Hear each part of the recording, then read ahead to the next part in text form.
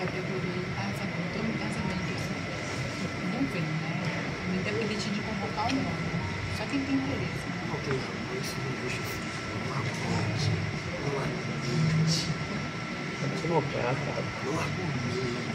vocês estão no lixo. A galera de fato é difícil. Enquanto o computador está ligando, eu vou iniciando com a apresentação e quando se projetar, eu continuo aí com o suporte dos usuários. A gente lá na corretoria tem recebido diversos questionamentos, diversas dúvidas de diretores e dirigentes sobre o controle de contas dos servidores e sobre o teletrabalho, bem como aquela decisão judicial movida pelo sindicato ATENS que garantia o trabalho remoto para um determinado conjunto de servidores técnicos aqui da universidade. Então, diante desses questionamentos que temos recebido, das repercussões que isso pode causa na nossa comunidade, a gente também prestar alguns esclarecimentos aqui e informar o andamento dessas situações. A primeira delas é a decisão judicial promovida pelo sindicato da ATENS. Fazendo um breve histórico, o professor Eduardo comentou aqui mais cedo, daquela informativa do governo de junho de 2022, que determinou o retorno das atividades presenciais com todos os trabalhadores do Serviço Federal de modo geral. Diante daquela determinação administrativa do governo para o retorno das atividades presenciais, esse sindicato ATENS, que representa apenas os servidores técnicos administrativos da educação ocupantes de cargo no exterior, eles entraram na justiça com uma ação civil pública, pleiteando que os seus representados pudessem continuar em atividade remota, desde que apresentasse para as suas chefias uma autodeclaração informando sua condição de saúde, por sua necessidade de continuar em atividade remota, ou a questão relacionada à idade, ou pelo fato de ter uma criança por sua estabilidade em idade escolar, em local onde tinha creche, em atividade presencial. E a justiça,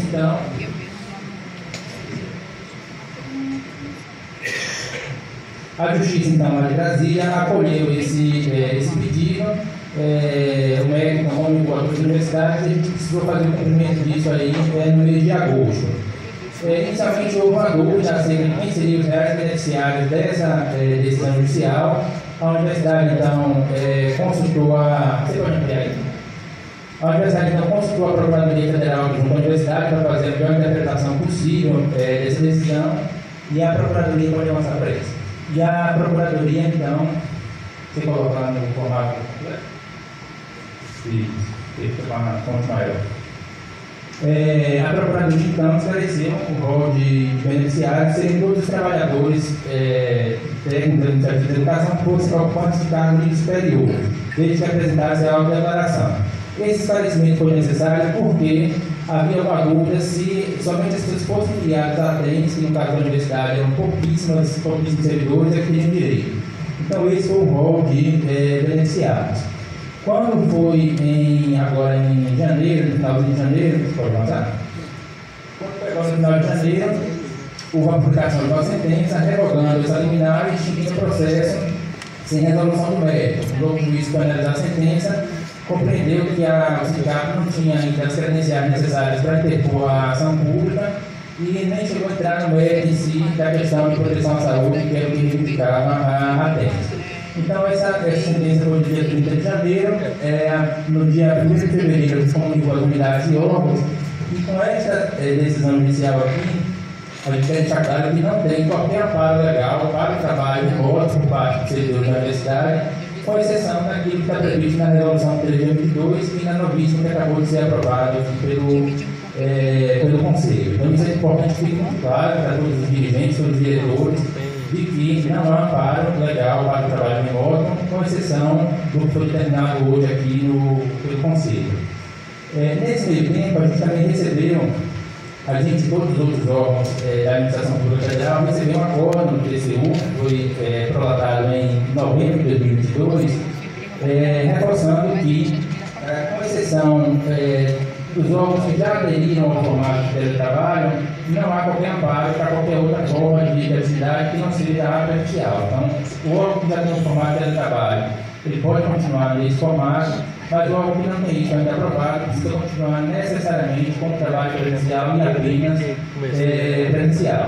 Esse acordo do TCU, eu vou comentar um pouco sobre ele mais à frente, ele trouxe várias recomendações e determinações para a administração pública como um todo, e ele chega a prever, inclusive, a aplicação de sanção nos casos em que houver o descumprimento daquele documento. Então, em relação a esse enfoque aí do sindicato só atende da despesa inicial, é esse aspecto que a gente queria demonstrar. Bom, em relação ao teletrabalho, um assunto vai levando até o outro. O tema do teletrabalho, fazendo um breve histórico, uma linha de tempo sobre esse assunto. No ano de 95, o governo publicou um decreto para regulamentar a jornada dos servidores técnicos administrativos, dos servidores públicos federais de modo geral. Então, esse decreto de 95 ele trazia a necessidade do controle de pontos do servidor, mas abria a possibilidade de que, ao invés de fazer o controle clássico da frequência dos trabalhadores, que o órgão pudesse fazer um programa de gestão em que a atividade do servidor ficasse mensurada por resultados, por entregas, e com isso ele ficasse dispensável de ter um trabalho ali, cotidiano presencial na sede do órgão. Em 2018, o Ministério do Planejamento, Desenvolvimento e Gestão, aí quase 30 anos depois, o governo então regulamenta essa possibilidade do teletrabalho no formato de programa de gestão. Essa normativa que saiu em 2018, ela ainda tinha várias restrições, ela nasceu com várias restrições para o teletrabalho, de forma que ele era bem pouco utilizado. Basicamente, quem fez uso disso naquele momento foi o TCU, o Tribunal de Contas, e a CGU. Todos os órgãos chegaram a tentar implantar, mas com alguma dificuldade, porque havia uma responsabilidade muito grande, inclusive na aprovação, porque naquele momento era o Ministério da Educação, no caso das universidades, quem precisava fazer a liberação. Em 2020 e 2021, aí já no contexto da pandemia, saíram várias instituições normativas com medidas de enfrentamento à crise de saúde pública que a Covid trouxe para o país, e com isso criou-se então a figura do trabalho remoto, a partir de março de 2020. Então, as pessoas foram colocadas para trabalhar em casa com uma medida de contenção, de transição da pandemia, e isso perdurou durante o ano de 2020, ao longo de 2021 e até 2022, até junho, quando sai a eleição normativa que determina o retorno presencial. Com essa experiência que o governo viu do trabalho remoto, certamente a economia de recursos e alguma medida de que as atividades continuaram sendo realizadas por esse trabalho à distância, o governo então criou uma nova lei, revogando essa lei de 2018 e trazendo novas regras para o formato de teletrabalho, regras essas um pouco mais flexíveis que aquelas anteriores. Nesse momento aqui, por exemplo, já trouxe a possibilidade de que o dirigente máximo de cada órgão, de cada entidade, ele mesmo tivesse a competência de aprovar o formato do teletrabalho. Ali aqui já cabe uma observação da grande diferença que existe entre o trabalho remoto, foi uma forma de realização de atividades apenas de enfrentamento à pandemia, então uma data de início, em um momento ela ia acabar, enquanto o teletrabalho ia ser algo permanente, com mensuração de trabalho, com relatórios, com programa de acompanhamento, com todo o controle aí da atividade do servidor. Aqui está então, portanto, em meados de 2020, com essas novas regras para o teletrabalho. Em 2022, aí precisamente no mês de maio, o governo então publicou um decreto, então isso que era uma instituição normativa que garantia o teletrabalho, isso faz só tem um estado de decreto, regulamentando o programa de gestão e desempenho da Administração Pública Federal como um todo, e trazendo mais uma vez novas regras, novas possibilidades para esse formato de atividades. Trouxe algumas flexibilidades, mas ainda algumas restrições e muitas lacunas em relação a esse tipo de realização de tarefas. Aqui a gente tem essa normativa que determinou o retorno ao trabalho presencial, os servidores estavam em remoto. Nesse mesmo momento aqui, bem contemporâneo, tem a resolução do consumo de 2022, que é aquela que a gente discutiu aqui ainda há pouco. E em outubro de 2022, a universidade instituiu uma comissão para que se avaliasse a pertinência do formato de teletrabalho aqui na universidade. Essa comissão está com os trabalhos de andamento, representação de servidores, representação docente, enfim, e ela tem se debruçado na avaliação da pertinência desse formato de trabalho na universidade, naquilo que é aderente aqui na instituição para ser feito nesse formato à distância. Você pode avançar?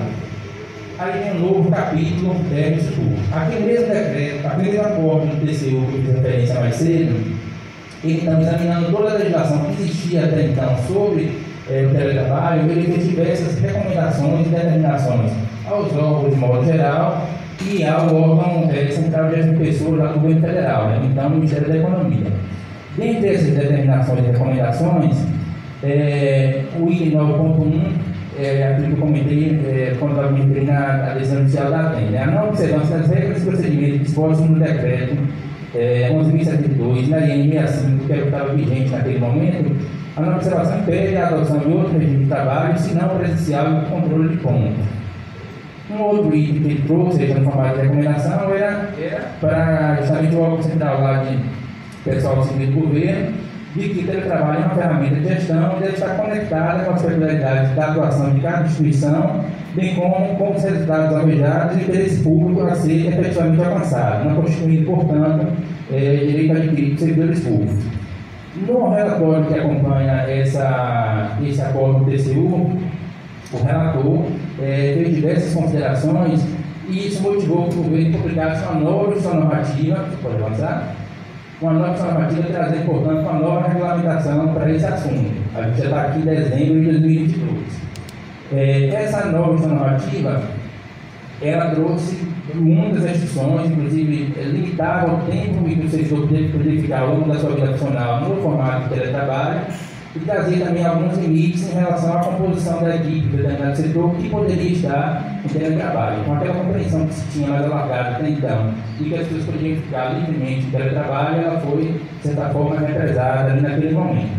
Bom, quando a gente vira o ano, que passa de um ano solar, portanto, sai uma nova normativa revogando essa edição normativa anterior e informando a publicação de um novo regulamento até abril de 2023. Então, o que eu quero demonstrar para vocês em relação a esse assunto, diante de tantas dúvidas que têm chegado até nós. Esse é um assunto que não tem nenhuma estabilidade até então, do ponto de vista normativo. Você vê que o tempo todo vai e volta, o TCU faz recomendações, o governo tem que acatar, ele é obrigado a acatar, portanto, e aí não tem nenhum cenário de estabilidade em relação a esse assunto. Então, a comissão da universidade instituída lá em outubro, ela está sendo um referencial maior para poder chegar a uma conclusão se, de fato, esse formato de atividade é aderente à universidade ou não. Nesse exato momento está em vigência esse decreto de maio de 2022 e a normativa lá de 2020, que já está em descompasso com esse instrumento maior aqui. Pode avançar? Algumas observações em relação ao teletrabalho, né? De fato, a gente precisa avaliar quais atividades, quais tarefas institucionais têm aderência a esse formato. A gente sabe que algumas têm, mas a gente precisa usar um pouco melhor sobre isso. Nas instituições federais, de um modo geral, e nos institutos federais, quem já conseguiu fazer essa implantação, basicamente, são aquelas instituições que têm a estrutura multicampo, porque esse formato, nessas estruturas multicampo, o deslocamento de servidores de cidades em geral do interior é muito grande, representa custo, representa um impacto para a própria saúde do trabalhador. Então, esses formatos aí têm uma adequação àquele tipo de realidade. A gente tem um cenário de total instabilidade do ponto de vista normativo. A gente não pode desconsiderar, e há vários estudos em relação a isso, estudos científicos bem respaldados, bem referenciados, de que o teletrabalho representa muitos perigos para a vida do servidor, já que centraliza nele todo o treinamento da infraestrutura para realizar atividades, seja de computador, de imobiliário, do que seja, os custos, portanto, para realizar aquilo. O teletrabalho está relacionado basicamente ao cumprimento de metas, então o servidor pactua com sua chefia, com o sistema de trabalho, um determinado rol de atividade que ele vai fazer, em determinado tempo, vai fazendo essas entregas nesse período aí de avaliação. Então, a gente sabe que estabelecer metas não é equivocado, mas tem que ser feito com muito cuidado, porque isso pode desambar, inclusive, em situações de assédio, cumprimento de prazo, nem sempre em tempos adequados. A legislação que tem sido publicada até então sobre o teletrabalho, ele ainda deixa em aberto questões como, por exemplo, como caracterizar um acidente de trabalho para quem está fazendo atividade à distância, como identificar doenças ocupacionais, onde é que o causal essas coisas, e tudo isso representa, novamente, um perigo para o servidor, para ficar atento a isso. Pessoas que trabalham com dados e informações, identificar exatamente ao alcance da instituição, tudo isso passa a ficar disponível em computadores de uso pessoal, porque não tem uma rede ali relativamente segura, pode ter um vazamento de dados perigoso em relação a isso. Aquele decreto lá de 2022 que está em vigor, ele permite, inclusive, que o servidor faça teletrabalho no exterior, então é dado público, ele está bem protegido, está ao alcance de outras redes, portanto, a depender do nível de segurança. E é convém destacar também que, pelo que aconteceu e que o órgão central até então se curvou a isso, a tendência é que existe cada vez mais modelos híbridos. Então, não é o teletrabalho 100%, nem tampouco 100% presencial. Então, são equipes se revezando ao longo do tempo entre atividades presenciais e atividades à distância. Então, esse é o informe geral que a gente queria fazer sobre o teletrabalho, destacando que essa comissão que foi instituída pela USP em outubro de 2022, ela tinha previsão de concluir os trabalhos em até 120 dias, o que é recair agora em fevereiro, mas com esse cenário de estabilidade da legislação, ela está sendo prorrogada por um igual período, no aguardo aí dessa nova instrução normativa. Pode deixar? As situações como traz o fechamento por algum motivo, situações alternativas. Bom, o outro tema é o tema do ponto eletrônico. Isso é motivo de vários questionamentos, de várias dúvidas de dirigentes, de servidores, quanto a esse assunto. Eu costumo brincar assim, informalmente, e desde que passei a atuar na prefeitura, todo diretor que toma posse como diretor de unidade, esse é um tema que ele é recorrente lá para perguntar, a gente pede isso, né? Bom, a questão da jornada dos servidores. A gente remonta então a lei 2012, que é o nosso regime jurídico único lá de 90. Nesse regime jurídico único, ele estabelece que a jornada dos servidores é de 40 horas semanais com 8 horas diárias. Esse é o padrão do cumprimento de jornada de trabalhadores do Serviço Público Federal. Ele traz algumas exceções, que são os casos de cargos que têm uma jornada disciplinada e específica. É o caso, por exemplo, de operadores de raio-x, músicos, jornalistas, fisioterapeutas, fonoaudiólogo, médico, com ritmo de 20 horas, entre outros. Então, esse pessoal que ocupa cargo desse conjunto aí, eles têm uma jornada diferenciada aí inferior a 40 horas semanais. Bom, com a lei do Instituto dos anos 90, é publicado, então, em 95, um decreto regulamentando como se dará o cumprimento da jornada dos servidores.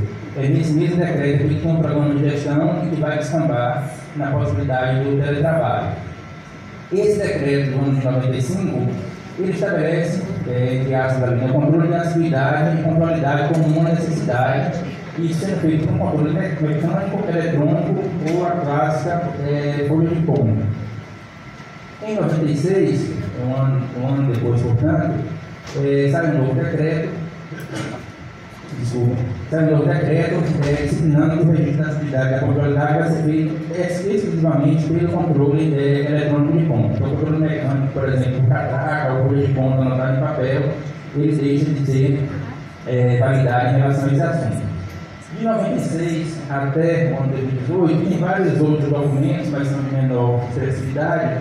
Mas em 2018, logo após aquela primeira missão normativa que traz o regulamento do trabalho, o então Ministério do Planejamento, Desenvolvimento e Gestão publica esse novo documento, estabelecendo procedimentos gerais a serem observados com a jornada de trabalho dos servidores e traz ali de modo mais contundente a necessidade de que o controle eletrônico seja feito obrigatoriamente. Essa instrução normativa aqui de 2018, ele informa que o controle dos servidores, o controle da jornada dos servidores deve ser feito por um sistema do governo chamado CISREF, que foi desenvolvido pelo próprio Ministério do Planejamento como um sistema oficial de registro da frequência. Pode avançar. Bom, em 2020, portanto, cerca de 2 anos depois, é publicada uma nova normativa, a Lei 125, e a Lei está em vigor. Ela altera itens da normativa anterior e traz alguns requisitos, né, algumas exigências para o sistema de controle de frequência. E também estabelece um cronograma, que é a primeira vez que isso aparece também no modo mais contundente, um cronograma para essa implantação. Bom, em relação aos requisitos, ela induz que seja feita a escolha pelo CISEF, que é o próprio sistema desenvolvido pelo governo federal. Então, em tese, o órgão que fosse fazer a escolha não teria um custo de desenvolvimento de uma plataforma, mas estabelece que os órgãos que tiveram uma solução interna própria já desenvolvida ou desenvolvimento, que possam fazer uso daquilo, desde que tenha comprovado determinados requisitos. Um desses requisitos é justamente uma conexão desse sistema de frequência com o sistema da folha de pagamento confiável, com interlocução diária de troca de informações, justamente para poder ficar acompanhando tudo que está acontecendo em relação a esse assunto. O cronograma que o governo implantou e as fases, elas esgotavam em 12 meses, né, a partir de dezembro de 2020, e as etapas são essas aqui. 4. Né, primeira seleção, definir qual o sistema que vai ser utilizado, se o oficial, né, o CISEF, ou um sistema próprio, com prazo de 60 dias para ser informado. A opção da universidade foi o CIRH, que é o nosso sistema de gestão de pessoas, onde a gente faz o controle e registro de todas as ocorrências da nossa vida profissional, de férias, progressão, afastamento, concessões e auxílios de benefícios diversos. Então, não faria sentido ter um sistema isolado apenas para o registro de frequência e outro para a gestão da informação da vida profissional do servidor como um todo. A gente então comunicou para o Ministério essa opção. Lembrando aí que o CIRH está no conjunto daquele sistema que a universidade adquiriu lá em 2011, 2012, né, junto com o CIPAC, com o CIGA, já tem toda a integração para fazer bloco de sistema de gestão. 60 dias após, o órgão precisava fazer a etapa de confirmação, que era comprovar a existência do sistema, então para quem ia adquirir, tinha que comprovar que o sistema já estava comprado e de que o sistema já tinha os requisitos ali necessários para a trama. A UFA ficou, digamos assim, com status ok em relação a isso, com exceção dos requisitos, porque como o CIRH quem desenvolveu foi a EPM, então cabia a ela fazer esses acertos com o CERPRO para realizar a conexão lá com o sistema CIAP. Então a gente comprovou que já tinha esse sistema, mas faltava a EPM, e aí abrangia várias outras instituições, não só a universidade, mas os federais e alguns órgãos da própria administração pública lá do federal também fazem uso desses sistemas. A gente ficou no aguardo da FDI terminar de preparar isso aqui. Veja que aqui a gente está abordando ao longo do ano de 2021.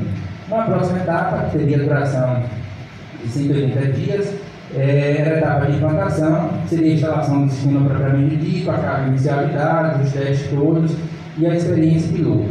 O que a universidade conseguiu avançar é a fase ali prévia à experiência piloto. A gente ficou pendente, então, portanto, de cumprir aquela última tarefa aqui dentro dessa fase. E o funcionamento seria 60 dias após, e seria a utilização ampla por todos os órgãos da universidade.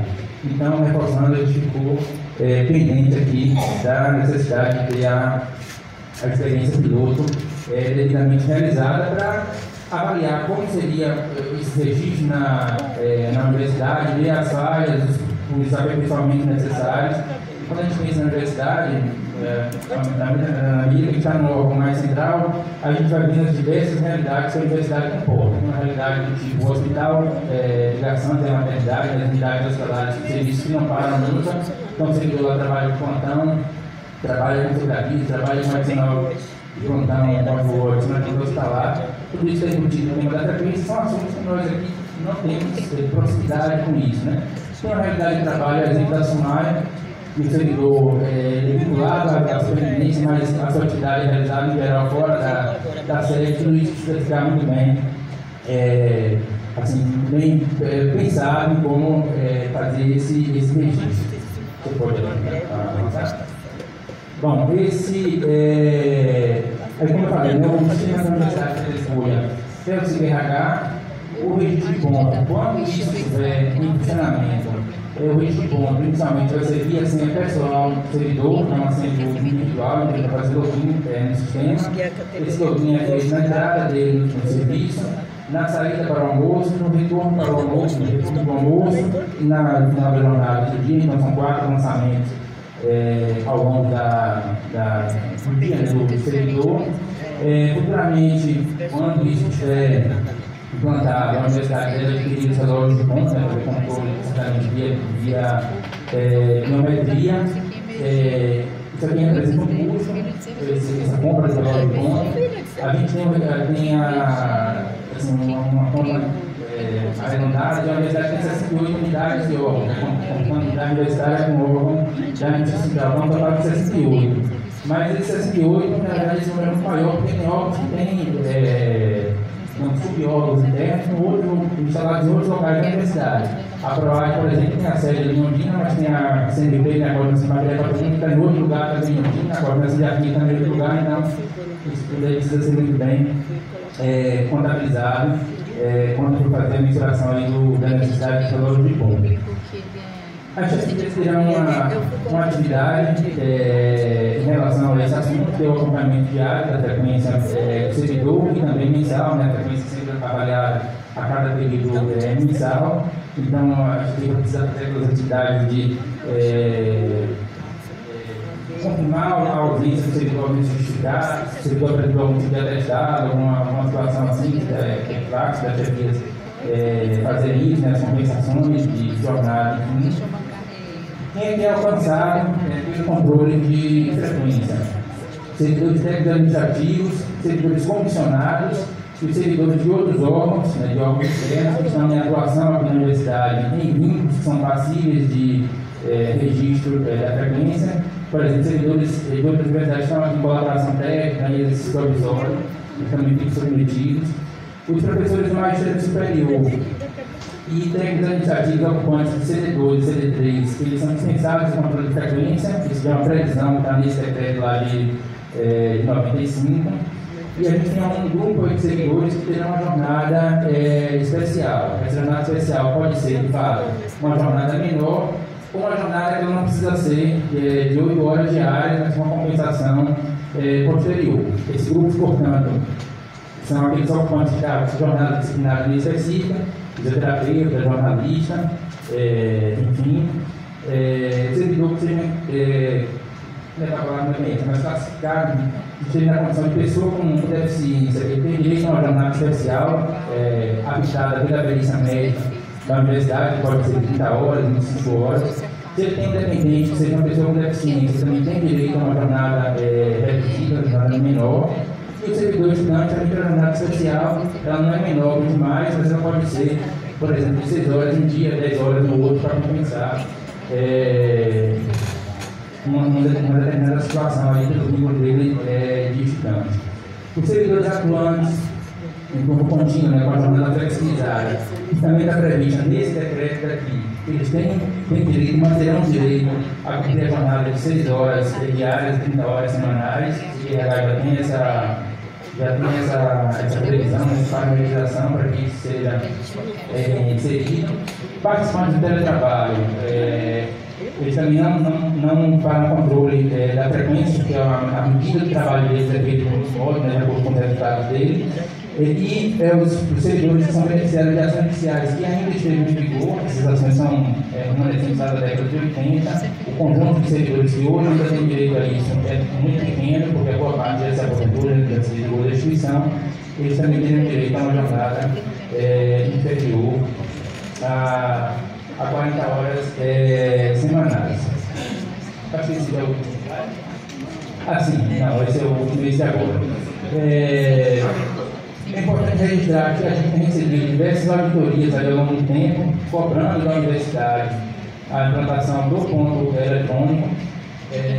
A última que teve de modo assim, mais contundente, se não me engano, foi em 2017, chegaram a fazer visitas em algumas unidades, naquele momento também eles abordaram a questão do cumprimento do contínuo, eles verificaram que a oportunidade seja jornada de 6 horas, sem estar com a previsão, sem estar com o contínuo devidamente aprovado. As tarefas do FNM no desenvolvimento, né, no CIGRH para atender os requisitos do governo, isso está em andamento lá pela universidade. Quando isso estiver finalizado, a STI que precisa fazer os testes, né, as adequações da realidade, da versão do CIGRH que está aqui na UFMA, que está colocando em andamento. A gente vai precisar de uma experiência piloto, e a experiência piloto deve alcançar necessariamente uma unidade universitária, que a unidade universitária tem um funcionamento, pensando de uma forma assim, geral, de 7 da manhã até 10h20 da noite, sempre tem que estar o período de aulas. Então, é uma jornada que comporta, no mesmo setor, servidores com diversas escalas de trabalho. Uma experiência piloto também em órgão, considerando aquela jornada clássica de 8, 10, 5 da tarde, e a unidade instalar pelas características que esse setor tem, né? Características bem próprias. Algumas unidades, órgãos e muitos hospitais já se colocou à disposição para fazer a experiência piloto, já manifestou essa intenção. A gente precisa editar uma resolução para regulamentar esse assunto aqui na universidade, deixar documentado, deixar registrado itens como, por exemplo, horário de funcionamento do setor, ele tem um padrão em relação a isso, o que vai ser uma ausência justificada, o que justifica determinado tipo de ausência, quanto vai ser passivo o pagamento de hora extra, né, do adicional serviço extraordinário, adicional noturno, se vão ser banco de horas, se não, essa situação poderia dar somar diferentes modos de trabalho que a universidade comporta na sua estrutura, então cada um deles vai ter um tipo de controle de frequência adaptado a essa realidade, e a gente não deixar de considerar o impacto que esse assunto tem na organização do trabalho, e tudo que as simetrias que a gente conhece em relação ao movimento de jornada na instituição aí, já há algum tempo. Então, esses são os informes que a gente queria prestar sobre esse assunto e está à disposição para as dúvidas. Obrigado, Wilson. Eu queria, antes de abrir para as inscrições, pedir aos companheiros, conselheiras e conselheiros, a graça de mais 30 minutos. Nós vamos aproximadamente às 17 horas, horário previsto no encerramento da reunião do Conselho. Ainda temos 2 pontos de pauta a vencer, relativamente muito simples, que é a solicitação da FAPEX. O outro também não é exatamente um ponto complicado, que é a proposta de concessão do título de professora emérita, a nossa querida professora Lígia Maria Vieira participa. Então, vamos às observações. Não estou vendo bem aqui o Jomar.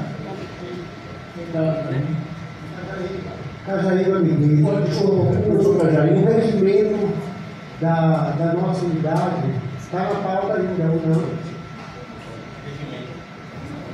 Perdoe, Cajaíba. Estava assim, eu tive que riscar para voltar uma outra coisa até que ficou por cima. Desculpe, Cajaíba. Está assim. Jomar, por favor. Bem, boa tarde a todos e todas, conselheiros, magnífico reitor, vice-reitor. Eu acredito o seguinte, que para além de cobrar a frequência do servidor técnico, porque pela resolução, professores estão dispensados da frequência, né? Então, para além de cobrar a frequência, a assiduidade do servidor técnico, eu acho que a universidade deveria se debruçar em cobrar a produtividade, né? Eu falo isso muito especificamente pela superintendência, que eu convivo isso diariamente, e é uma sobrecarga de trabalho para poucos e muitos não comparecem. Então, eu acho que essa questão da frequência, ela é interessante, é importante, mas eu acho que a produtividade, né, a produção, é muito mais importante. Eu tenho um servidor que está em teletrabalho até hoje. A gente tem colegas que não aparecem nas unidades há 3 anos. E olha que eu não estou falando especificamente da SUMAI. Eu circulo pela UFBA. Eu converso com os colegas de várias unidades, com os senhores diretores aqui presentes. Então, assim, sou favorável, tudo bem, mas a categoria de servidor técnico quer saber como é que vai ser implantado de fato, né? Porque por enquanto é um informe, né? Como ficou bem claro aí pelo pró-reitor Geilson, que é um informe, Mas a gente precisa ter um conhecimento mais aprofundado e dialogar mais próximo da administração central sobre essa questão do ponto eletrônico. Muito obrigado. Obrigado, João Marcos. Rodrigo, por favor.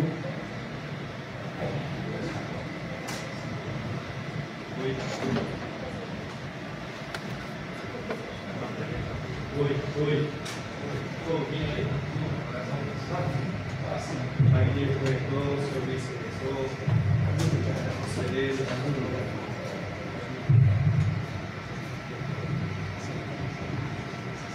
Eu não sei se todos leram, né, a documentação que foi enviada na pauta, mas essa proposta do desempenho é algo que foi embutido no PCD, do plano de gestão. E assim, o relatório do ministro do TCU é realmente lamentável. Assim. Ele é muito incisivo de que não funcionou e por isso o voto dele é contrário à instalação do teletrabalho nesse momento e elogia o instrumento, mas os mecanismos hoje existentes de acompanhamento do desempenho são insatisfatórios, por isso a contraindicação. É um apelo, Vitor, que as unidades fazem, boa parte delas, pelo menos que a gente conversa, da necessidade de implantação urgente de algum tipo de controle de ponto.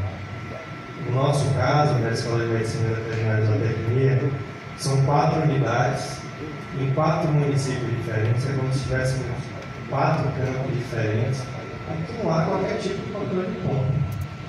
O que dificulta a gestão até de proteção do servidor. O servidor, por sua grande maioria, são aqueles que se dedicam de trabalho. Para a proteção desses, a gente tem que fazer algum tipo de controle para garantir os direitos, inclusive aqueles previstos na SN, que ressalva vários direitos, pagamento de programa de banco de horas, adicionais. Então, é importante um apelo que a gente faz, que se acelere. Eu sei que tem uma pendência do FRN de entregar, mas que os pilotos eles comecem, a gente ter algum tipo de controle, porque hoje é inexistente. E a Escola de Medicina Veterinária se disponibiliza a ser das unidades pilotos.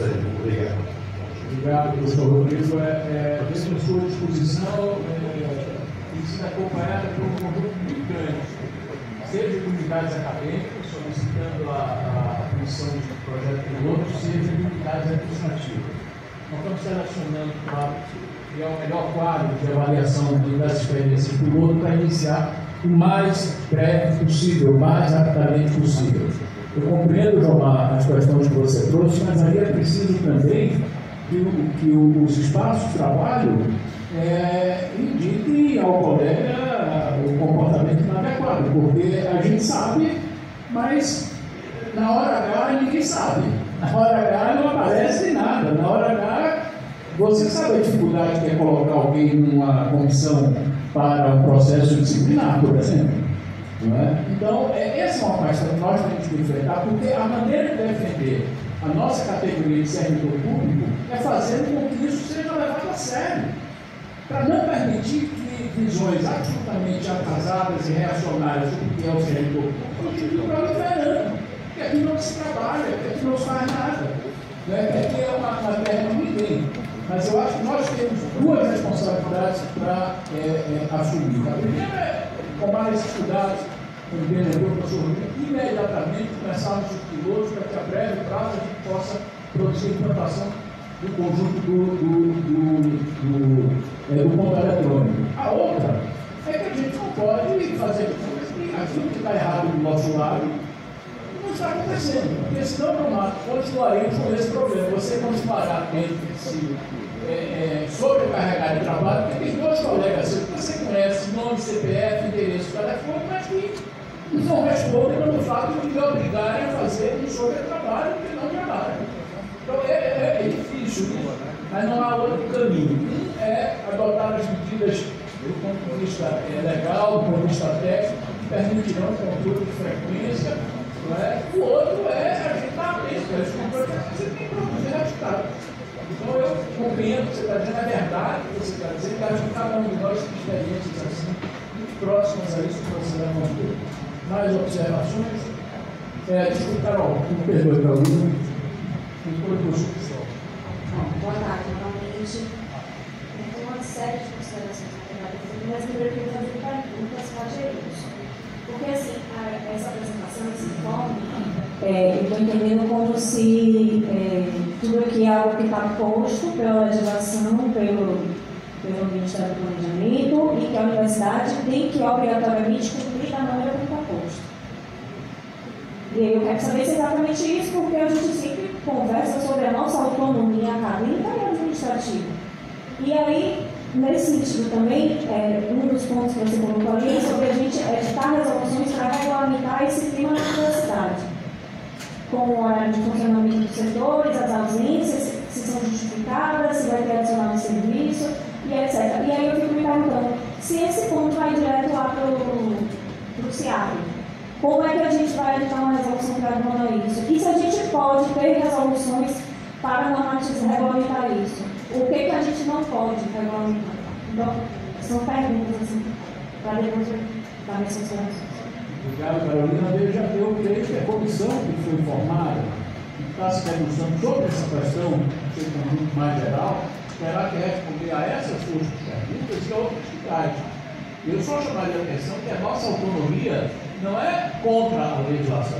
Ela não pode se colocar contra a lei. Há algo maior do que nós e a nossa autonomia. É um conjunto legislativo que não pode se contrapor aquilo que é a nossa autonomia. Mas esse jogo é preciso bastante cuidado mesmo. Agora, creio que essas questões que você trouxe são questões importantíssimas. Acho que outros colegas terão outras questões e essa comissão terá o desafio de organizar esse conjunto de questões, procurando melhores respostas para trazer a esse conceito no momento que for necessário a gente aprovar uma resolução. Por isso que quando eu abri o ponto, eu fiz questão de insistir que não era um ponto que levaria a qualquer tipo de decisão no momento. A única decisão que está tomada é, inclusive, para atender a demanda de um conjunto grande de unidades administrativas e acadêmicas, é a implantação do projeto piloto, das experiências piloto, para que a gente possa, a partir daí, levantar um conjunto de questões que nos permitam caminhar para uma boa resolução ao final, que defenda a nossa condição de servidor público e que defenda o trabalho que a gente faz. Mas então eu quero fazer as considerações, já que não vai ter a resposta dessa pergunta. Então. Não, isso pode me responder. Eu gostaria de dizer apenas que as suas questões certamente nos obrigam a uma reflexão que certamente trará outros elementos como componentes da resposta, que não aqueles que agora a gente possa dar. A gente quis abrir essa discussão e seu conjunto de perguntas é muito importante. Vejo que eu quero esperar talvez o professor Cristóvão, que tinha uma. Desculpe, Cristóvão, o Fernando Bandeira antes, por favor, com a palavra. Eu ainda quero fazer as minhas considerações. Me perdoe, eu achei que você tinha encerrado. Por favor, Carolina, com a palavra. Então, acho que a gente precisa conversar sobre muitas coisas, sobre as relações de trabalho que são vividas na nossa universidade nos últimos tempos. Eu vou tentar não me emocionar, porque tem questões pessoais aqui envolvidas. Mas, enfim, eu acho que quando o Gilmar fala sobre uma situação aí dele, ele, na verdade, está falando de uma minoria. Porque uma minoria que existe em qualquer categoria, existe também os docentes, existe fora da nossa universidade, mesmo na iniciativa privada, mas, especialmente, uma minoria dos técnicos, porque os técnicos que eu conheço, que eu trabalho diariamente, que eu convivo, que eu dialogo, são pessoas extremamente comprometidas, que estão assoberbadas de trabalho. São muito responsáveis, muito qualificadas, que querem o melhor dessa instituição, mas que também querem boas condições de trabalho para fazer as suas atividades. E o que eu tenho visto é um adoecimento muito grande dessas pessoas. E aí é por isso que eu me emociono, porque eu sou uma dessas pessoas que adoeceu ano passado, que está em tratamento, que foi oferecido uma licença médica e que não aceitou, porque sabia que mesmo para não tirar uma licença, quando eu voltasse no trabalho, eu estaria ali acumulado, me esperando, porque não tem outra pessoa para fazer. Então a gente precisa conversar sobre isso. A reunião de hoje, a gente falou sobre várias coisas hoje que impactam essa situação dos servidores técnicos na UFBA hoje. A gente falou sobre o número de servidores técnicos, a universidade triplicou de tamanho e o número de servidores se manteve o mesmo. E isso pressiona as pessoas que estão ativas em atividade. A gente falou sobre uma situação, professora Camila, que é de estabelecer uma comissão permanente para fazer processos de matrícula. E aí eu falo porque eu já fiz processo de matrícula e eu já fiz parte de uma comissão permanente para heteroidentificação e que eu vou falar para vocês uma coisa, é um trabalho extra, não pago, e que enquanto você está fazendo aquele trabalho extra e não pago, você está acumulando o seu trabalho original. E apesar de se dizer, não, vá mesmo, e se dá uma valorização para quem está fazendo esse trabalho extra, ninguém lembra na hora de cobrar os prazos de que ele foi feito.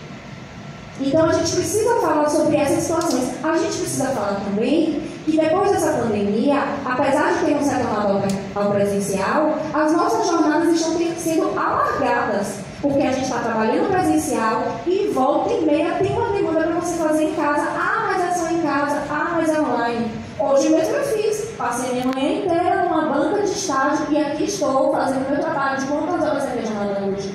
E assim, falar que a gente precisa, quando vai analisar essa situação, pensar que as carreiras de técnico e docente são muito diferentes. Os docentes, em sua maioria, são de dedicação exclusiva e são remunerados para ter essa dedicação exclusiva.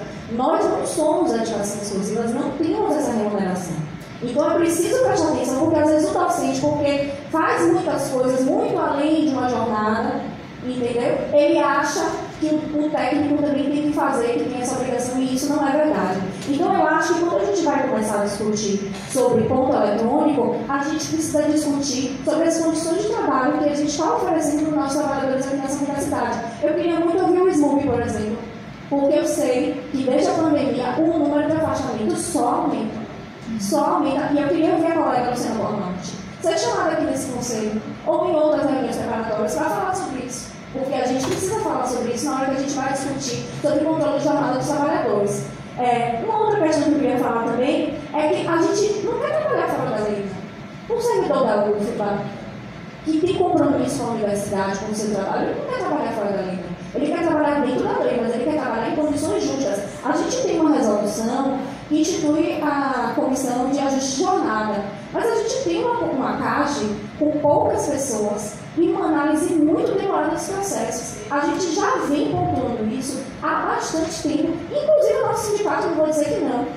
Mas o que a gente precisa agora, e que eu gostaria de sugerir, que a gente pense na possibilidade de dar uma licença temporária para os membros da CAGE de um mês, para só analisar o processo de ajuste de jornada. Porque é o seguinte, se a gente não tem um aumento desse, de órgãos de controle estarem nos cobrando, é porque a gente se deixa vulnerável quando a gente não cumpre as nossas próprias normas. Quando a gente estabelece comissões que não tem gente suficiente ou que estão acumulando trabalho, porque isso acontece com a CAGE, e aí não podem analisar os processos na devida rapidez. Eu desabafei, fiquei nervosa, desculpem, mas é porque realmente eu acho que tem muitas coisas que a gente precisa conversar aqui antes de falar simplesmente de botar o trabalhador para botar o dedo num ponto 4 vezes por dia.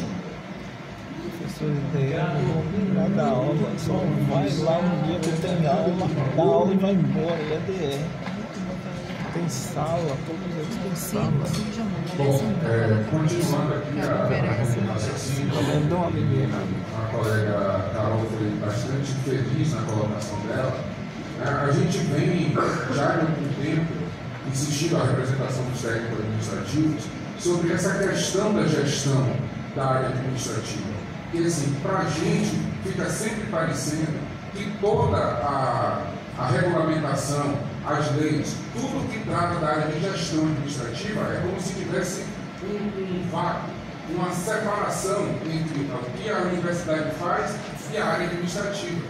A gente vai fazer uma resolução, mas isso é da área administrativa. E aí não fecha, a instituição não pega a parte da gestão como se fosse uma função inerente dela. Então a gente tem, por exemplo, a nossa lei 11.091, que foi aprovada lá, é uma lei, ela é maior do que, ela tem mais força do que algumas instituições normativas e alguns decretos.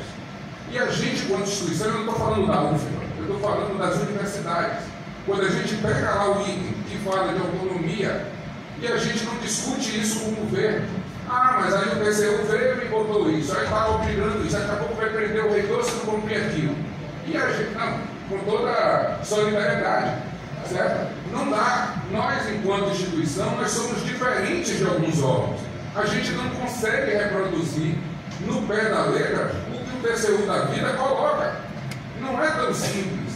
Né? Quando se fala de um controle eletrônico vinculado ao governo, onde eu boto meu dedo lá e automaticamente minha frequência vai para o governo, meu ponto vai ser cortado, não dependendo desse controle. E o que é que eu faço com as diversas unidades que não vão conseguir fazer isso?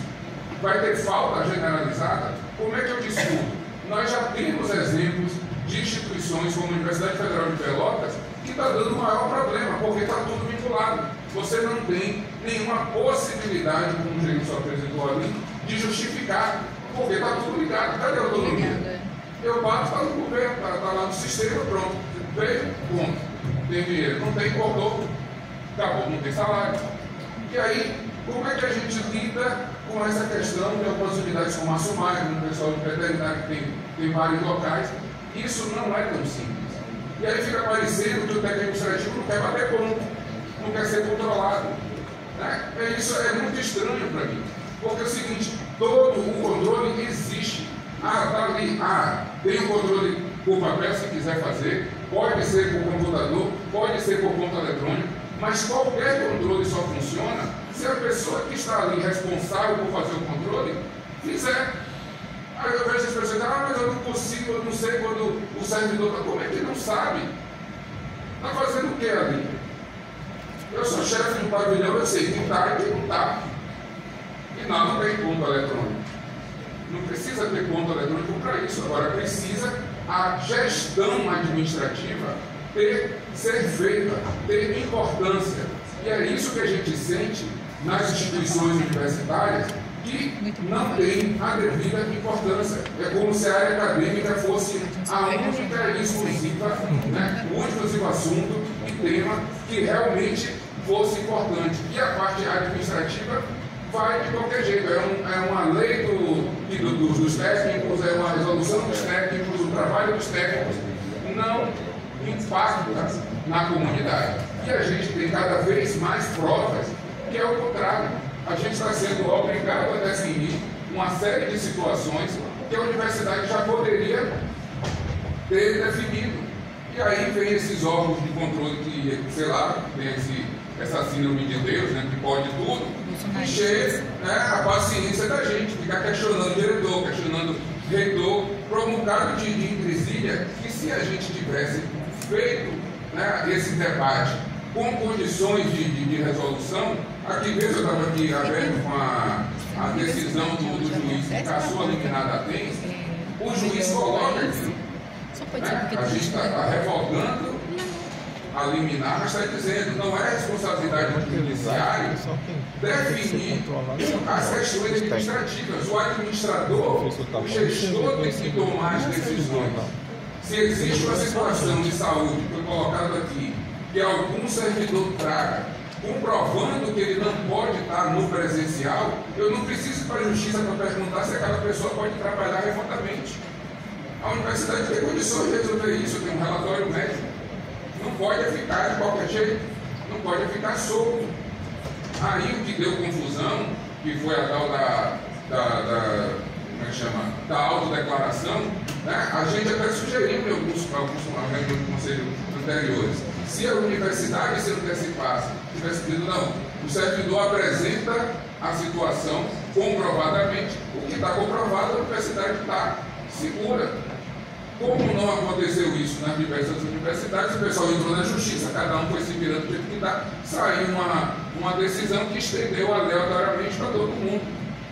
Vontade de cabeça. E isso dá problema, como a gente está vendo. Então é só o reforço, a contribuição de Carol, né, com relação a essa parte da junção. Nós precisamos, a comissão de teletrabalho está aqui, né, a gente tem um esforço ali sendo feito de como a universidade pode trabalhar. A nossa lei 11.091 traz a questão de dimensionamento de pessoal, traz a questão de avaliação, que ficou no meio do caminho. A gente precisa dimensionar de novo como é que a gente trabalha na universidade. Isso que Carol colocou está para que, gente, a pandemia mostrou isso, mudou tudo. A nossa forma de trabalhar precisa ser discutida de novo. Tem muita coisa diferente. Entendeu? Então, a gente precisa aproximar a instituição para essa área da gestão que está meio capenga e aí dando desdobramentos desnecessários. Obrigado, Fernando. Professor Cristóvão.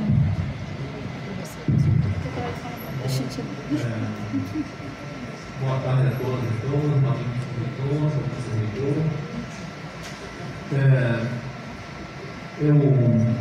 eu entendo, né, a compreensão minha, que o servidor público responsável, que cumpre seus deveres, não sofrerá nada em lugar algum, com ponto ou sem ponto. Isso é um fato, eu tenho pela própria unidade que eu dirijo no momento. Tá? E digo, né, isso da seguinte maneira: o Instituto de Geociências é um péssimo exemplo de dar atenção à questão dos registros, né, ou da frequência, a frequência do colega servidor técnico administrativo no dia a dia do trabalho. Desde que eu tomei posse como vice, é uma luta encontrar certos servidores no Instituto. Eu não consigo, já mando e-mail para todo mundo, com portaria, com ofício, toda forma de mensagem. Sistematicamente, alguns servidores nem respondem, sequer param para responder um e-mail ou qualquer outro tipo de mensagem. Então, o servidor público que cumpre o seu dever não será afetado de maneira nenhuma em lugar algum desse país. Tá certo? Independentemente da cobrança, pode estar lá 4 vezes, né, ou 2 vezes, ou quantas vezes forem, não será afetado, nem se preocupará com isso. Para ele é de ofício isso. Tá? Então, dito isso, eu quero que agora tem servidores que realmente a gente tira aqui o chapéu para dizer: olha, vocês são o bom exemplo de servidor público federal desse país. Tá certo? Porque fazem o trabalho, não precisa se esforçar, eu vou ficar aqui até além da conta, não, o seu horário de trabalho é seu horário de trabalho. Eu sempre digo isso. O seu horário de trabalho é sagrado. Tá? Então, tem hora de começar e hora de terminar. O trabalho está aqui, não está em casa. Sempre digo isso. Luz mais perto de mim. Tá? E assim é feito. Agora, os que não se dedicam, né, a justificar para a sociedade o seu salário, isso aí tanto faz também. Se tiver com ponto, ele vai ter que estar presente todos os dias. Senão, vai falta, vai desconto no salário. Tá? Então, e dito isso, o magnífico reitor, o Instituto de Geociências está disponível para o teste. Tá? E adicionalmente, foi colocada seu teletrabalho. Eu sou favorável, né, ao teletrabalho, desde que esteja regulamentado, funciona certinho. Está ok, tá? Então, teletrabalho é algo que precisamos utilizar. Tá? O proreitor conhece, né, como a direção do IGEL pensa, e certamente, a nossa opinião, se formos consultados, iremos, né, ser favoráveis à ideia do teletrabalho, desde que esteja legalmente formalizado. Então, isso, com certeza, pode contar conosco. Obrigado, professor. Concluo.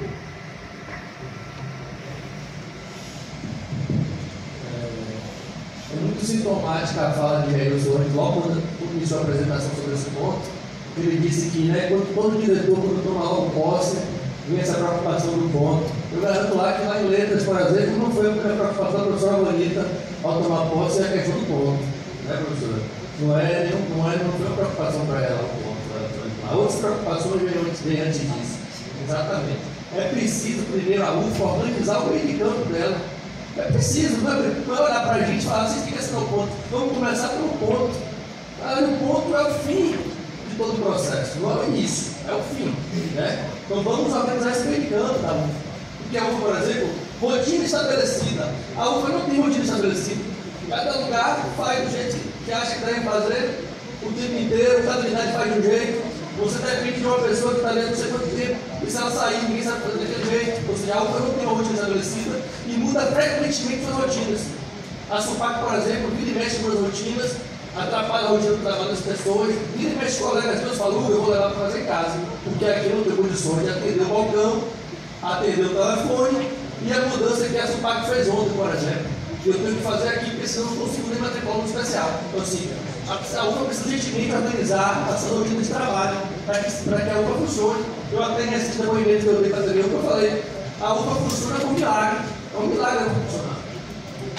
O milagre de nós, trabalhadores, professores, trabalhadores técnicos e estudantes, porque funciona graças ao nosso esforço. Não é porque ela está organizada, é pelo nosso esforço que ela funciona.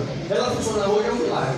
Né? Então tem que organizar o nosso trabalho, precisa organizar. A CAGE, por exemplo, Letras já fez o processo de CAGE, de hora de trabalho. Tem mais de 4 anos que está na CAGE e não foi aprovado. Então, assim, Letras é uma unidade organizada que tem 4 anos e não está ainda aprovado. Ou seja, se o ponto eletrônico de conversação de letras, nós temos todo mundo estudar o regime de trabalho e o curso noturno, por exemplo, seria inviabilizado. E ninguém quer trabalhar de noite, se trabalha 8 horas. Então, assim, a UFA não fez o dever de casa e quer botar o ponto, ou seja, ela quer começar pelo final. Né? Então, dimensionamento de pessoal. Letras, por exemplo, da unidade, Letras tem 24 servidores, 160 docentes, mais de 2.000 alunos. Tem unidade, por exemplo, que tem metade desse público e tem mais servidores do que Letras.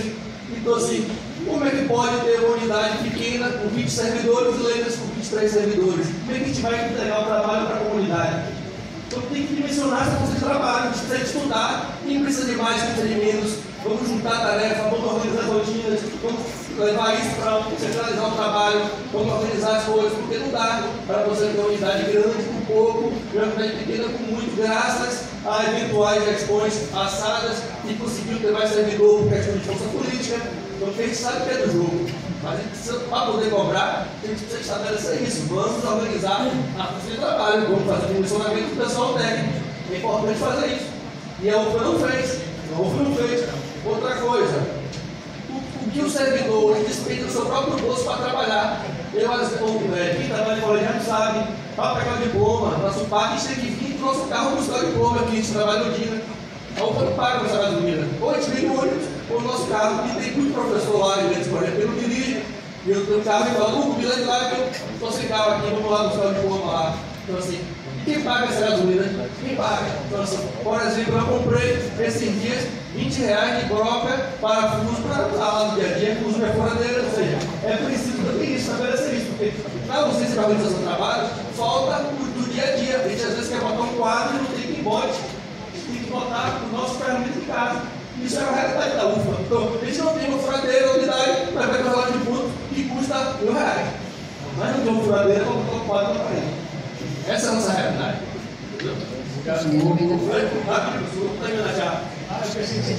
Entendeu? E assim, os programas de pós, por exemplo, se você não observar para edital de remoção interna, quase todas as vagas que estão sendo ofertadas é de programa de pós. Nenhum servidor quer trabalhar em pós mais na UFA. Já se perguntaram por quê?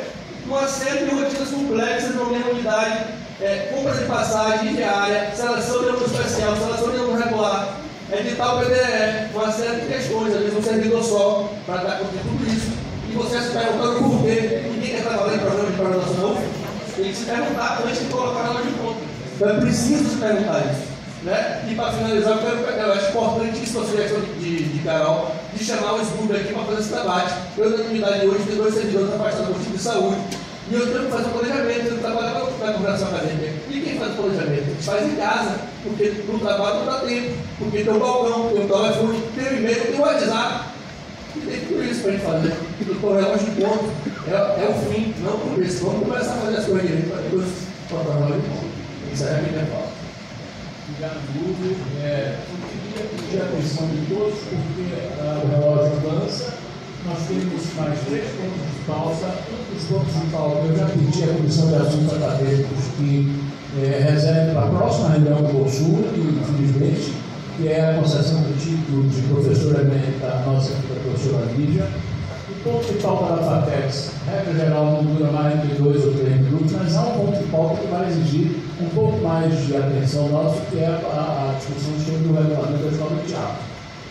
Sem querer cortar a fala de ninguém, hoje de mim, nós temos ainda 3 inscrições, mas eu queria chamar a atenção de um aspecto que é importante. Acho que a função do piloto vai ser exatamente se debruçar sobre esse conjunto de problemas que Carolina trouxe, Hugo trouxe, Fernando trouxe, e que na linha do que disse o professor Cristóvão, eu tenho certeza que todos nós nessa sala compreendemos com muita tranquilidade e muita clareza que esse é o desafio da universidade.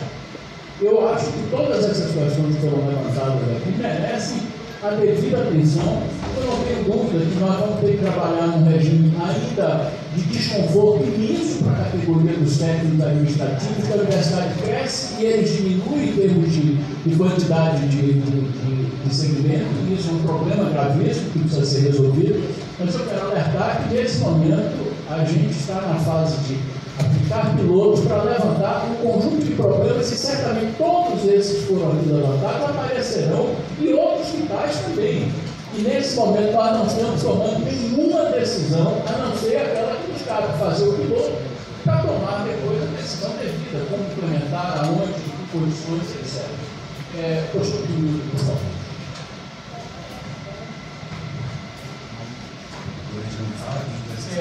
Eu pediria então que as novas instituições se manifestassem e outras ainda se manifestassem.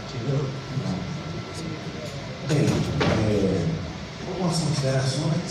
Como a gente falou no início, essa reunião não é deliberativa. Essa reunião foi para dar informes, foi para a gente iniciar o debate, foi para a gente poder ter um projeto piloto e para justamente levantar todos os obstáculos, todos os problemas, todas as exceções, todas as situações específicas para a gente poder aprimorar o nosso debate, para a gente poder aprimorar a questão do ponto. Mas eu queria primeiro fazer algumas observações para a gente poder situar esse debate e começar da melhor forma possível. Nós não estamos em lados opostos. Observem que em nenhum momento que Gilson falou, nem que ninguém falou aqui, foi dito que se determinada categoria não trabalhava, determinada categoria deveria ser reprimida, de jeito nenhum, muito pelo contrário. Isso eu queria chamar a atenção. Como nós não vamos terminar o debate aqui agora, nós na verdade estamos iniciando esse debate, bom que a gente comece em cima desses pressupostos. Se nós observarmos, por exemplo, a própria gestão da reitoria, nós temos vários técnicos que participam da gestão. O nosso pró-reitor de desenvolvimento de pessoas é um técnico, Geilson. A nossa pró-reitora de ações afirmativas é uma técnica, é Cássia, que hoje não está fazendo doutorado na USP, está sendo substituída por Juliana, outra técnica. A nossa coordenadora do SBUP é Luciana da Boa Morte, é uma técnica. Educação à distância, que fez uma revolução na educação à distância na UFBA, é Márcia Rangel, que é uma técnica, na SEAD, certo? A nossa pró-reitora de administração é um técnico que tem feito um trabalho fabuloso à frente da pró-reitoria de administração. Todo dia aprendo muito, claro. Luiz Cláudio está à frente da STI, é um técnico. Tem vários outros exemplos. Então, nós aqui queremos fazer esse registro. Nós reconhecemos a qualidade do trabalho dos técnicos, nós reconhecemos a competência, a dedicação. E uma demonstração disso é que justamente eles integram a equipe da reitoria. Assim como também integram a equipe de várias unidades aqui, com diversos diretores. O próprio Hugo mesmo, seu testemunho, acompanhei muito a gestão da professora Fernanda Rita e sei como é que foi o braço direito e esquerdo da professora Fernanda Rita. Eu sou testemunha da competência, da dedicação completa que o Hugo tem no Instituto de Letras. Assim como também eu trabalhei por quase 8 anos com o Carol, na prova da período de graduação, sou testemunha também da grande competência que ela tem, que realmente trabalha muito além do tempo, muito além da carga horária formal, entendeu? Então, eu queria situar isso, ou seja, nós não existem campos opostos. Nós estamos do mesmo lado, do lado da universidade, do lado do serviço público. é o lado da defesa da instituição pública. E o ponto eletrônico não é contrário a isso. Percebam que na apresentação que Jesus fez, existe a possibilidade de flexibilidade. Se alguém chegar atrasado meia hora, pode depois começar meia hora, pode. Se alguém tiver que faltar por motivo de saúde, pode. A chefia tem esse processo de flexibilização. Então, isso vai aparecer no plano piloto, isso com certeza depois vai entrar numa resolução de maneira bastante amadurecida. Se por acaso outra universidade não faz dessa maneira, nós temos que observar o exemplo da universidade, que o Fernando muito bem citou, que é outro técnico extremamente dedicado. Fernando é meu colega de engenharia, inclusive, nós somos colegas de engenharia. Ele fez engenharia civil, eu fiz engenharia elétrica. Né? Muito dedicado, inclusive, à gestão que ele tem hoje no PAF. Se ele citou a questão da Federal de Pelotas, é um exemplo para a gente não seguir. Mas nós todos estamos aqui do mesmo lado. Mesmo durante a discussão da campanha, da produção de leis, da campanha, nós recebemos a sugestão dos técnicos para que nós tivéssemos cotas na pós-graduação e na graduação. Nós assinamos essa proposta, inclusive o nosso pró-reitor Ronaldo já apresentou no CAI, e nós vamos aprovar aqui nessa universidade uma vaga supranumerária em todos os cursos de pós-graduação de 30%, em todos os cursos de graduação, para os técnicos. Justamente porque nós reconhecemos que não existe dicotomia nem separação entre a parte acadêmica e a parte administrativa. Justamente porque nós somos testemunhas. Inclusive, nós na Prograde, quando eu estive na Prograde, nós liberamos vários técnicos para poder fazer pós-graduação. Tem gente que fez doutorado, que fez mestrado na Prograde, assim como tem também vários outros órgãos. Então, eu queria situar isso, porque, Carol, nós não vamos finalizar o debate hoje. Nós vamos iniciar o debate hoje. E o projeto piloto é uma forma de iniciar o debate. A gente tem que iniciar nessas bases. Na base do reconhecimento do trabalho mútuo, na base do respeito, na base de que nós estivemos sempre irmanados, continuamos irmanados, e estivemos durante 6 anos resistindo aos ataques contra a universidade pública. E vamos continuar resistindo. Aí eu queria dizer, eu acho que o ponto, nós temos uma relação de trabalho precarizada. Temos. Não há como negar. Inclusive, grande parte da precarização do trabalho dos docentes é devido à falta de técnicos na universidade. Nós precisamos ser mais técnicos. O número de docentes cresceu, o número de técnicos diminuiu. Não ficou nem estacionado, Carol. Eu estava aqui falando, ele diminuiu com o reúno. É um problema. Mas o ponto, ele não vai precarizar mais as relações de trabalho. Essa é a primeira questão. Não é a adoção do ponto eletrônico que vai fazer com que o trabalho fique mais precarizado. Ele pode até contribuir para melhorar essa relação. Na medida em que você identifica algumas pessoas que não estão contribuindo para o trabalho da determinada unidade, você pode chamar mais pessoas para o trabalho, você pode até distribuir melhor o trabalho. E aquelas pessoas que estão, inclusive, ultrapassando o horário, isso vai ficar mais registrado. Então, são situações que eu acho que assim, são fundamentais, né? E não existe necessidade de a gente primeiro enfrentar um problema para depois enfrentar outro. O ponto eletrônico não é o último ponto a ser debatido. É mais um ponto. Na última reunião da antiga, o professor Miguel já levantou. Tão importante quanto ter mais recursos de custeio e capital, é ter código de vagas de técnicos e de docentes. Vai ter que ser tudo ao mesmo tempo mesmo. Vai ter que ser a discussão da organização da gestão da carga horária de trabalho, a luta para ter mais código de vaga, a luta para mudar as condições de trabalho. Quero repetir, no meu entendimento, eu não vejo o ponto como uma precarização das relações de trabalho. Eu vejo, inclusive, uma possibilidade de você até melhorar as relações de trabalho. Mas isso é para a gente poder iniciar o debate. Vamos iniciar, eu acho que vamos iniciar muito bem.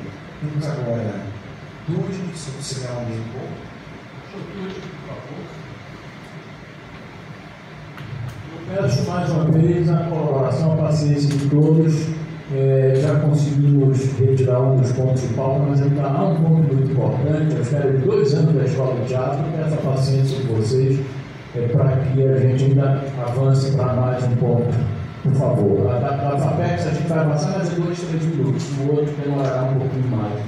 Professor Túlio, por favor. Vou tentar ser bem breve. Boa tarde, todos os colegas, conselheiros, conselheiras. Boa tarde, reitor, boa tarde, diretor, toda a equipe. Primeiro, começar aí citando o Leonardo Boff, né? Todo ponto de vista é a vista de um ponto. E consigo compreender perfeitamente muitos dos argumentos e pontos de vista trazidos aqui pelos nossos colegas técnicos administrativos. E posso afirmar que concordo com todos eles. Acho que é fundamental, como disse Carolina, a gente discutir nesse conselho o adoecimento de servidores, técnicos, docentes, especializados. A gente não pode esquecer nunca desse debate do trabalho, né, dos nossos especializados. O nosso número de servidores técnicos administrativos muito abaixo. A necessidade, por exemplo, de um regulamento, de algum tipo de normativa para avaliação de desempenho. A gente não tem nada de avaliação de desempenho. Eu liguei, né, para o nosso reitor para que ele me desse alguma direção de como realizar. Ele falou, olha, eu pesquisei bastante antes de incomodar nosso reitor e vi que existem diversas resoluções, diversas universidades para fazer avaliação de desempenho. A gente tem basicamente uma folha, né, de Word que indica algumas questões bem abrangentes que não dá detalhe nem segurança nenhuma para o gestor fazer essa avaliação de forma mais adequada. O Hugo traz uma questão, para mim, o é muito caro, eu sou da escola de administração, então discutir gestão, discutir a rotina é fundamental, né? O dimensionamento do pessoal que você traz, a questão da CAD colocada por Carol é absurdo. Eu sou um defensor da CAD e entendo que a CAD é uma conquista do técnico administrativo, e entendo, inclusive, na minha escola, a escola de administração, que todos os nossos técnicos se enquadrariam dentro daquilo que tem que ser descrito pela CAD, pela normativa que regula a questão da CAD. Mas retomando a minha fala inicial, né, todo ponto de vista é um ponto, né?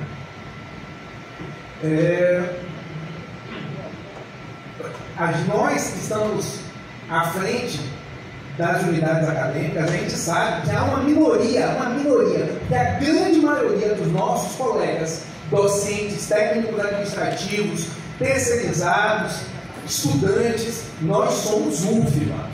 Nós defendemos a universidade pública, nós temos compromisso público. Mas, como disse Carol, em todas as categorias, aqueles que não estão comprometidos, né? A gente enfrenta, e eu acho que, se não todos, acho que a maior parte dos colegas que estão em cargo de direção, de alguns poucos colegas, a falta de total compromisso, a falta de assiduidade de forma recorrente. E aí eu faço das palavras do professor Pedro as minhas. Eu acho que talvez a implantação do ponto eletrônico, ele não vai precarizar essas relações, ao contrário, porque na medida que a gente consegue identificar aqueles colegas que não estão colaborando, a gente vai criar mecanismos de conversa, de diálogo, né, e obviamente outras necessárias para fazer com que esse colega se dedique, né, à sua missão dentro do serviço público. Então, da mesma forma que eu acho que a gente tem que criar também mecanismos que a gente sabe sim que existe da ausência de docentes. Então, se a lei, a normativa, a Instrução Normativa de 96, ela está lá expressa, né, a proibição do docente, há de haver formas de regular o docente que não aparece em sala de aula. Isso é inadmissível. Na nossa universidade, na UFBA de 2023, a gente tem docente que não aparece, que não avisa os nossos estudantes. Para finalizar, colocar o seguinte: a gente teve há 4 anos atrás, o professor Júlio, ele puxou uma discussão que foi muito interessante no grupo de WhatsApp dos diretores sobre essa questão do ponto, isso antes da pandemia. E foi feito um mapeamento prévio. Na verdade, das 33 unidades, cerca de 20 unidades já tem que ser o sistema próprio de ponto. Mas cada unidade adota um sistema diferente, que não é padronizado. Então, se a gente perguntar aqui para as unidades que tem, a escola de administração é uma escola que nunca teve sistema de ponto. E a gente, infelizmente, tem que lidar por algumas situações que são muito difíceis, enquanto gestor. Né? Então, não tenho certeza que diferentes gestores enfrentam um tipo dessa situação. Então, assim, não é que a gente está implantando o ponto já existe na prática da grande maior parte das unidades. O que a gente está buscando, eu acredito, é um processo de normatização, é um processo de homogeneização de práticas que, mais uma vez, eu acho que só vai fazer segurança institucional para todos os envolvidos, seja para os dirigentes, seja para os próprios técnicos administrativos. Obrigado pela atenção de todos. Obrigado, professor Tude. Temos ainda 3 inscrições, professor Luciene, acadêmico Douglas e Carolina. Mantém as inscrições todas? Karina também? Eu estou preocupado com o quórum. O professor Cajalipa já me sinalizou que, pelo amor de Deus, não deixemos para a próxima reunião a apreciação do regimento. Então eu peço solidariedade nas falas a partir de agora para a gente garantir esse outro ponto de pauta, lembrando que diz que nós não estamos decidindo absolutamente nada. E essas questões todas, certamente outras também aparecerão quando formos avaliar os projetos pilotos, né? O piloto é para isso. Né? Portanto, agora, professora do Senhor. Pessoal, apesar do que eu vou falar, talvez eu tenha sido falado, eu achei importante eu me colocar por causa que somos uma unidade nova, né, que todo mundo já sabe, mas todos os problemas possíveis e imagináveis nós temos na nossa unidade. Então, um deles, que é muito sério, é a questão dos técnicos administrativos, a questão da saúde mental. Então, eu me solidarizo com o Carol, mas ao mesmo tempo eu coloco aqui que um dos grandes problemas que eu vejo nessas questões são as relações, né? A dificuldade, às vezes, dos professores lidarem com os técnicos, da gestão da unidade. Isso faz com que as coisas se acirrem muito. Então, numa situação como somos aqui, né, todos iguais, é interessante a gente pensar coletivamente. E eu acho que o ponto eletrônico, como já foi colocado, ele é uma das questões, não é nem o primeiro nem o último, porque já foi falado, inclusive, que temos aí uma comissão para discutir sobre a questão do teletrabalho, né? Estamos falando sobre as questões de saúde geral, falamos do SMUB.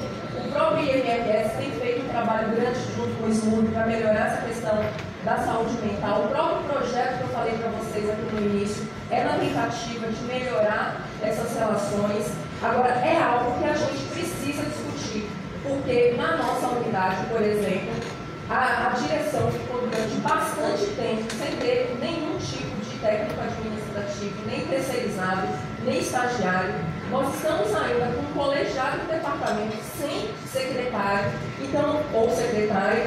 Então, isso significa que o docente, o gestor que está naquela situação, está tendo que fazer esse tipo de trabalho, porque não tem como deixar sem fazer. Ou então, aquele técnico que continua lá, né, que acaba precarizando ainda mais o trabalho daquele que permanece.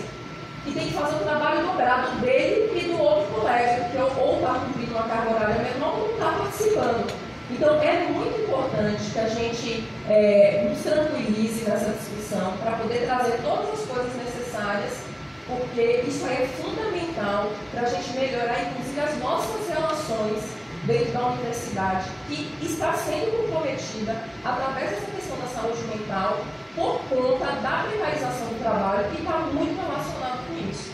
Então, eu peço que a gente tenha uma tranquilidade na discussão desse ponto, né, em próximas oportunidades, porque ele vai ser fundamental, apesar de ser, né, espinhoso, ele vai ser fundamental na melhora, inclusive, das nossas relações. Obrigado, professora. Douglas, por favor.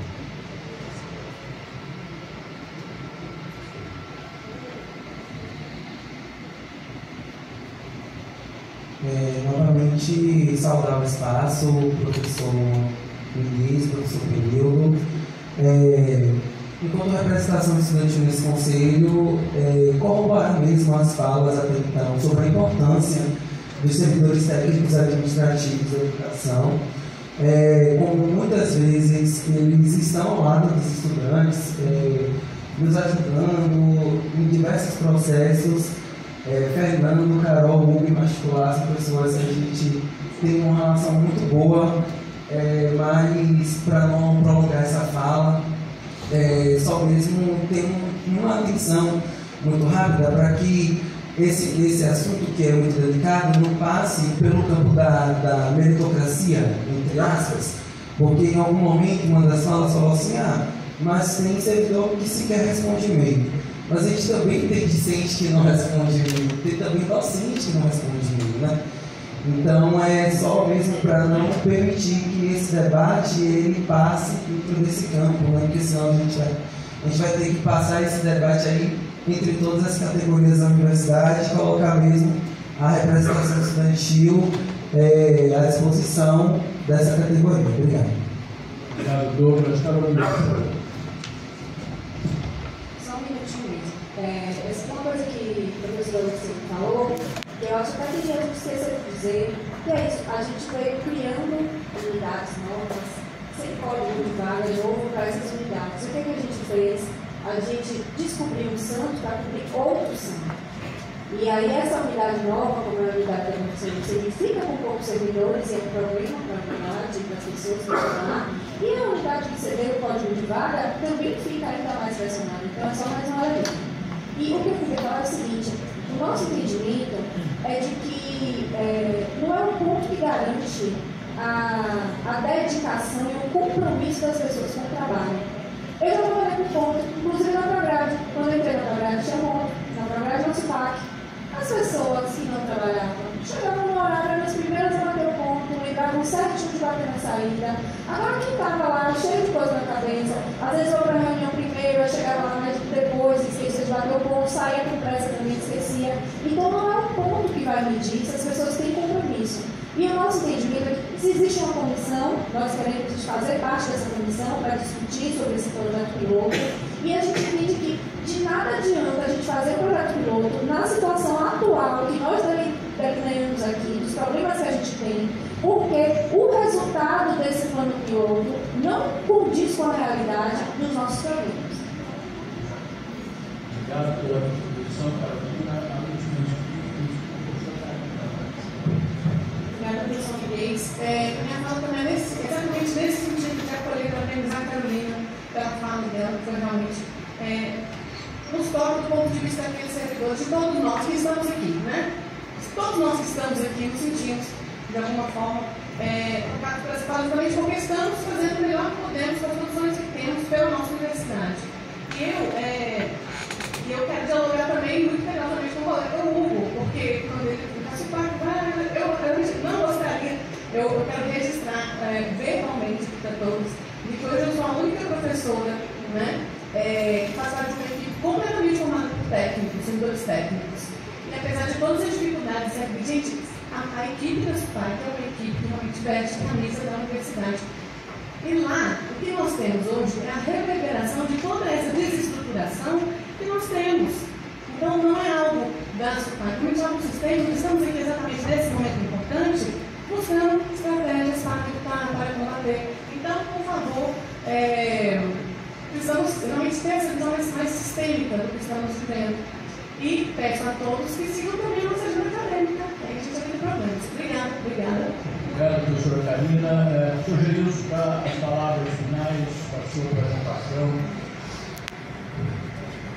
Pois bem, o assunto escampa para vários outros, né, discutidos aí, que a gente está atento a isso em alguma medida, talvez tenha dado a visibilidade devida. Mas para eu trouxe algumas perguntas que eu acho pouco pendente de resposta, talvez essas perguntas também venham satisfazer a curiosidade assim, das pessoas.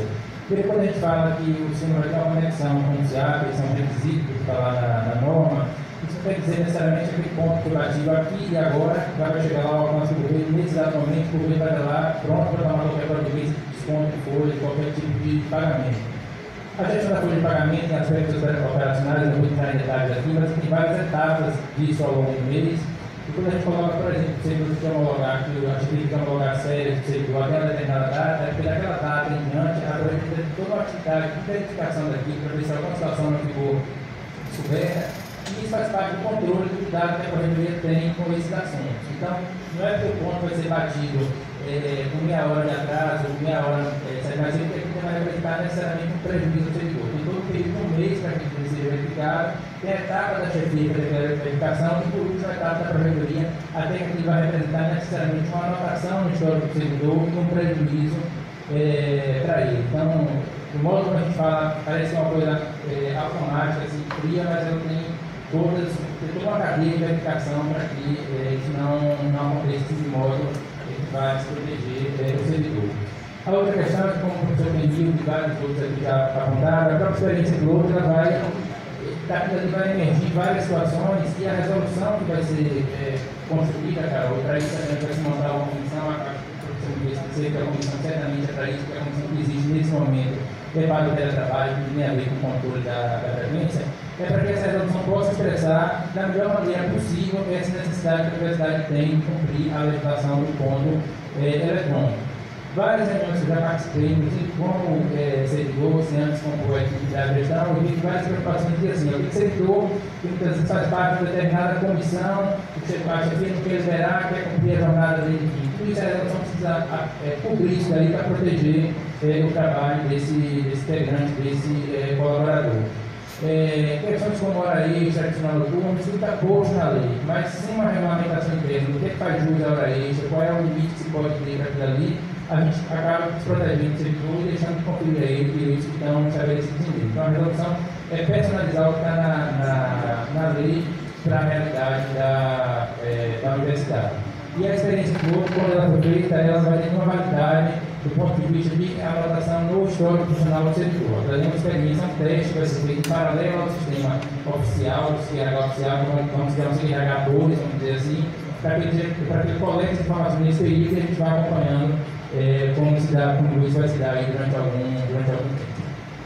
Obrigado, Gilson, nosso provedor de pessoas. Eu passo de imediato às discussões, autores dos pontos, e mais uma vez paciência aos colegas, conselheiros e conselheiros. O primeiro ponto